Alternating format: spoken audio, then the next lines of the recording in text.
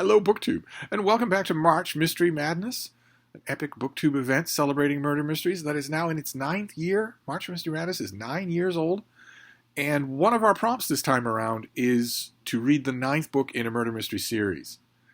And because I'm me, I am trying to read the 9th book in every murder mystery series.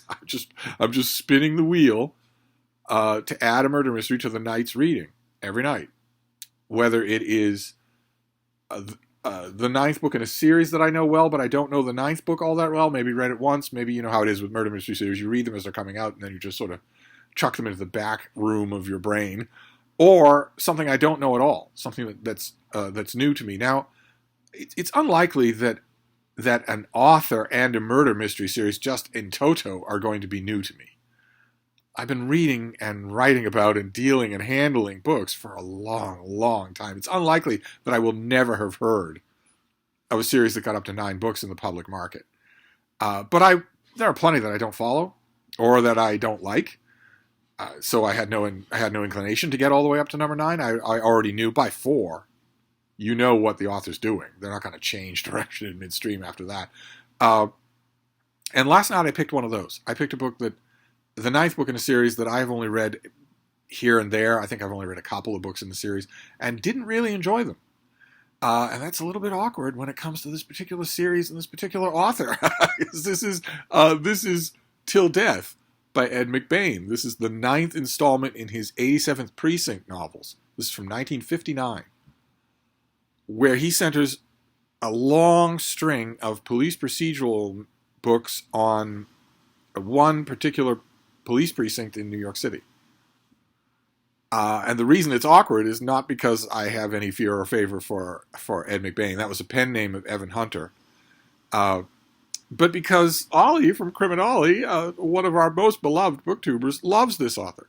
Absolutely loves this author. I think he even made insane claims on his channel recently of wanting to read everything that Evan Hunter has ever written. I don't think he's going to live that long. Evan Hunter didn't live long enough to finish all the works that Evan Hunter wrote. But the 87th Precinct is doable. I have known in my life, long before I was aware of Ollie's channel, long before there was a booktube, I was aware of people who love these books, who love the 87th Precinct books. I have not. And I've gone back and forth in my own reading life on why that was so. I couldn't always fault the prose, and I was, at one point, during a couple of evenings here over wine and calzones, I was explicitly instructed by a writer not to discount the prose. A writer sat in this room, or the equivalent of this room, and once he'd had a skinful, he went on and on about how much the rest of the literary world owes to Evan Hunter. Not necessarily only the 57th Precinct novels, but just the guy himself. The things he did with fiction.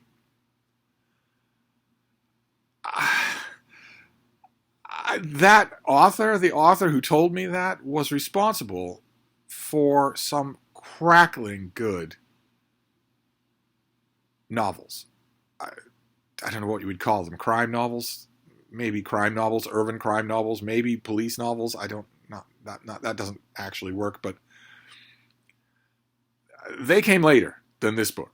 So I had that conflicting in my mind. He wasn't the only person that I heard that from. So I always guess I kind of had a reserve in the back of my mind. You know the type of author, I've talked about it on this channel before, the type of author that you have in your mind where you don't like them. You've just not liked them, but you're not saying they're bad. There are plenty of authors where you don't like them and you say they're bad, but there's a handful, in my mind anyway, there's a regular category of authors where I don't like them, but I don't call them bad. Mainly because people I trust have said they were good, not because I ever saw anything good in them. And it's a perfect example, really a perfect illustration of the miracle of BookTube, that I can feel that way now about this author by somebody I've never met. I've never met Ollie. I never will meet Ollie. I watch his videos. That's all. And I get to know his reading tastes. And he loves this author. And it turns out that's enough. It turns out you don't actually have to sit here for wine and calzones. Ollie must be very relieved about that. So I thought, why not? I've never been drawn back to this author. I've never had the slightest inclination, even listening to all these videos, I've never had the slightest inclination to pick up an 87th Precinct novel that I haven't read. I thought, why not? Now, I went into this knowing that this particular experiment is inherently unfair. I am picking a number. I'm literally picking a number. I'm picking number 9. When, if you write a long series like this, any one book can be much better than the book on either side of it. I know that. So this is not meant to be a litmus test. This is not the final verdict on Ed McBain or on the 87th Precinct. I went into this knowing that, telling myself that, and just seeing what I would see. It's been probably 25 years since I read an 87th Precinct book. So I went into this wondering, okay, is it going to do any of the things that bothered you 25 years ago? Or have you maybe changed a little as a reader? And what else are you going to find? And it was a mixed result. And I can't help but think that part of the reason it was a mixed result is because I pulled a dud. I don't think this is a good book. And I'm not holding that against Evan Hunter, and I'm not holding that against the 87 Precinct books. I don't think this is a good... I'm not sure that there would be many people who are Ed McBain aficionados who would rank this highly. I don't know that. I haven't checked, and I haven't read enough 87 Precinct novels to place it myself, but I would find it hard to believe that this book is not a weak entry in a series, regardless of how strong that series is. It opens with Detective Steve Carella. One of the things that bothered me every time I've ever read an 87th Precinct novel, one of the things that's bothered me is that I always feel like I'm being nudged in the ribs. I always feel like in-jokes are being talked about in the booth at the Italian food restaurant down on the Bowery, and I'm not getting the jokes. And no one's bothering to explain them to me. And the foremost hub of that feeling when I have read these books has been the cast. I always get the feeling that in the longer the books go on, the more familiar the regular readers get with the regular members of the Precinct House, the less work Evan Hunter does explaining anything about why any character would act the way they do. Instead, it's, get it? Meyer, get it? Get it? I don't get it. And I shouldn't have to. It should be part of the book. Every book. I don't care if it's repetitive for you. And the author who praised this guy to the skies knew that and would never have written like this. He wouldn't have considered this finished prose. So I don't know where that veneration was coming from. He's not the only one I heard it from. God help us. No. I've known so many, for instance, Boston crime writers and mystery writers who genuflect at this guy's altar. Maybe I will someday too, but this book won't do it. This opens with Detective Steve Carella, whose sister Angela is getting married to just some brainless mook, but she's his baby sister, and the big day is coming up the coming Sunday, when he gets a call from Tommy, her fiance, who sounds flustered and panicked and asks him, could you come over here right away? I don't want to see you later in the day. I'm not arranging a lunch. Could you drive over here right away? Carella does. He finds Tommy extremely upset, worried, and there's a reason for it, because he has received a box in the mail. He shows the box to Carella, and Carella opens it, and there's a Black Widow spider inside, with a note saying, "For the groom." And Carella is angered. Why, I'm a cop, and this isn't a stupid movie. Why didn't you tell me there was a spider inside here before you made me open it? There is no answer to that. The answer to that question is because we're in a gimmicky novel. Of course, Tommy can't say that because he's allegedly not supposed to know that he's in a gimmicky novel. Carella, once they've closed the poor Black Widow spider up again, Carella starts to question him about, what is this? Is this a joke? Do you think it's a joke? It feels a little serious to me. It feels quasi like a warning that your wife is going to be a widow. In other words, that you're going to die, that something's going to disrupt the wedding on Sunday. Do you have any enemies? And they start going down the list, and it's a conversation. It's a long conversation. There's almost nothing in the way, Elmore Leonard style, there's almost nothing in the way of he said, she said. Almost nothing in the way of what people are sounding like or what they're looking like when they talk. It's just the dialogue. Eventually, Tommy realizes, or he suspects someone from his military service, someone who didn't like him, but who's supposed to be on the other side of the country. And Corella gets the name, but he has two things that he wants to do. He's a mind to do two things about this. One, of course, right away, the first thing he does is take it seriously. He does not view it as, since his sister is involved, he doesn't take it as just an idle thing or a practical joke. So one, he wants to track down the guy that Tommy, the only name that Tommy can come up with. It's not going to be him because he's on the other side of the country. But nevertheless, you want to check out the one name you have. And the other thing he wants to do is call some members of his squad and on their day off, on Sunday, get them to come in and be at the wedding armed as a kind of informal security detail to watch out in case trouble starts. Now, right away at the beginning of the book, we shift from that to the 87th Precinct house. And we get all kinds of conversation. Just, oh my God. There's one conversation that goes on forever about how ever since a certain cop got shot, the coffee that he makes for the squad room is worse than it was before. And the two characters involved use each other's names in every sentence. Every single sentence. Why do you think that is, Bob? Well, I don't know, Stan. Why do you think it is? Well, I don't know, Bob. I'm asking you. Well, you know, Stan, the reason... It's pure David Mamet. It's pure David Mamet. It's. I want to give this a kind of Rosalind Russell zing to it, so I'm going to have these characters identify each other when they're alone in a room, constantly, sentence after sentence, without any... They don't ever not do it. It was maddening. It was maddening. It's a Broadway patter. It's self-conscious Broadway patter. It's the type of thing you do when you know you're on stage. Same thing with cryptically handing someone a box with a spider in it. Who does that? No one does that unless they know they're on stage. It's shticky, in other words. And that goes on and on and on. But eventually we get to a point where one of those characters, one of these treasured characters, hey, remember him?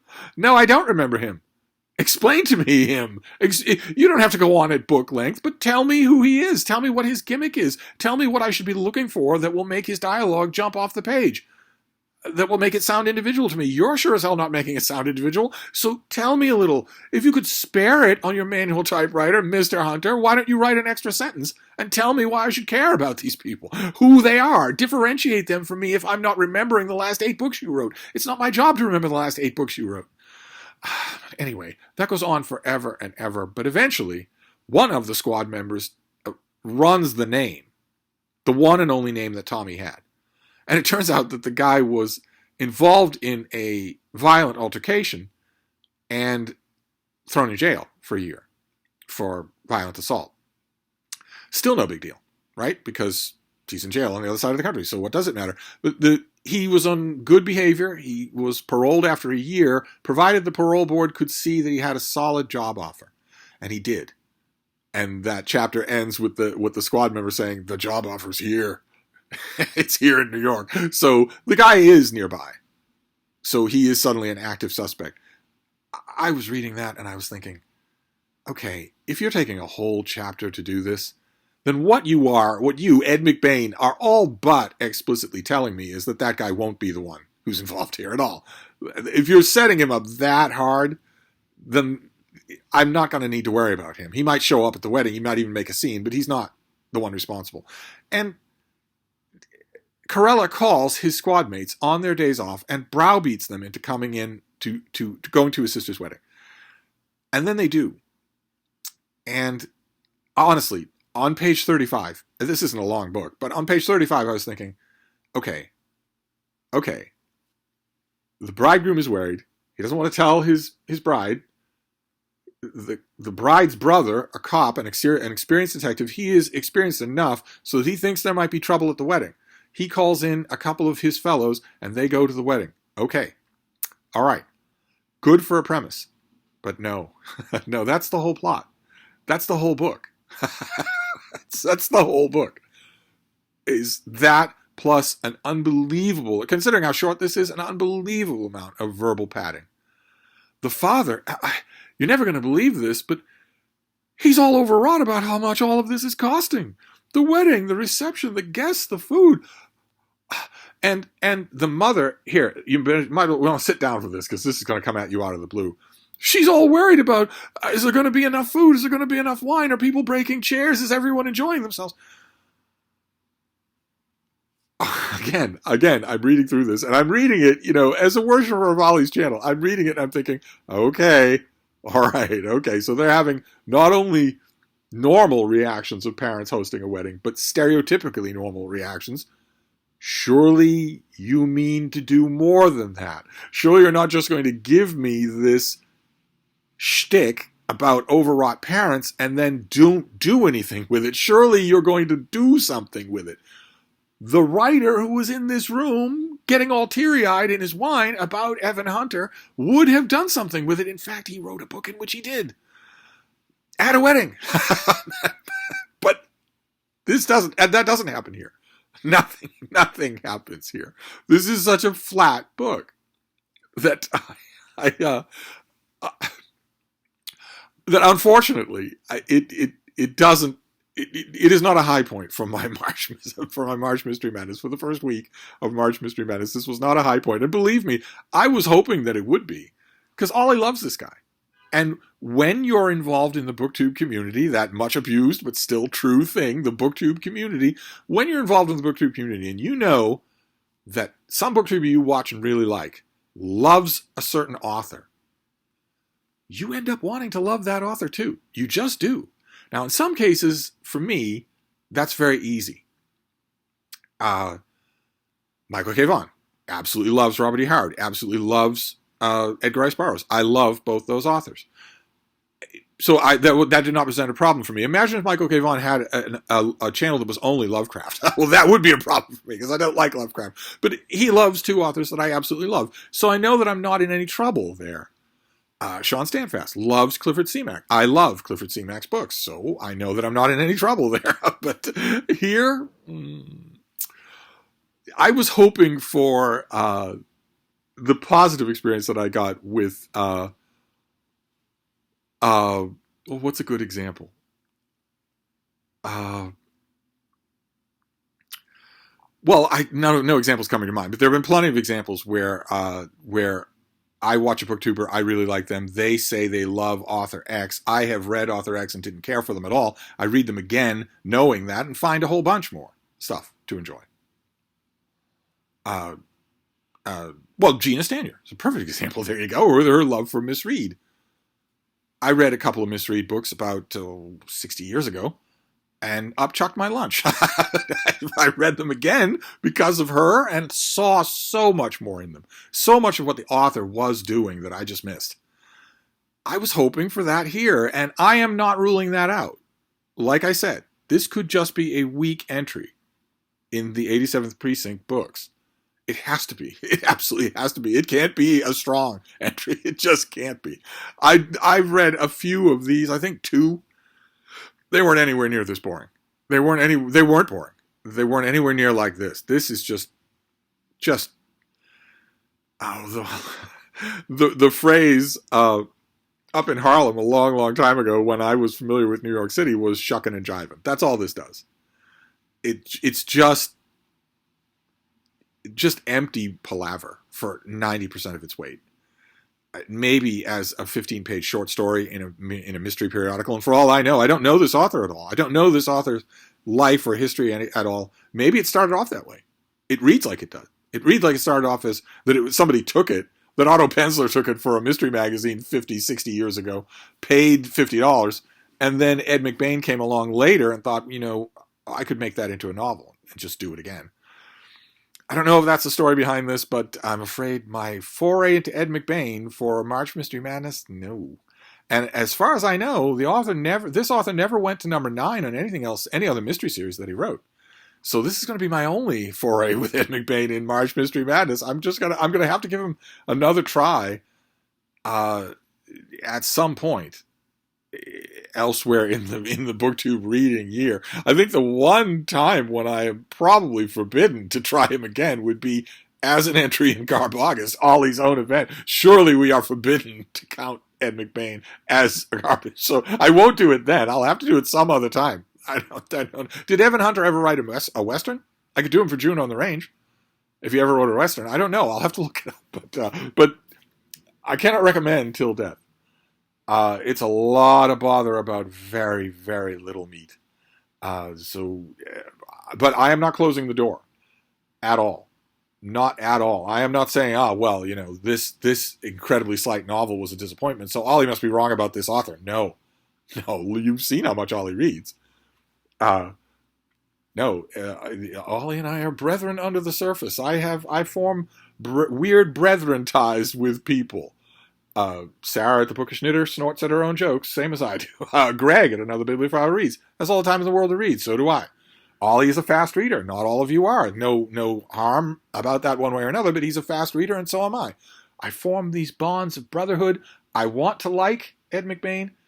I just couldn't do it with this book, but I'm leaving the door open. I will try again. So I'm going to wrap this up for now. That was my March Mystery Madness. I think this has singed my whiskers just enough so that maybe tonight I will read either a series I know really well or an actual number 9 in a series that I know really well, just to get my bearings back.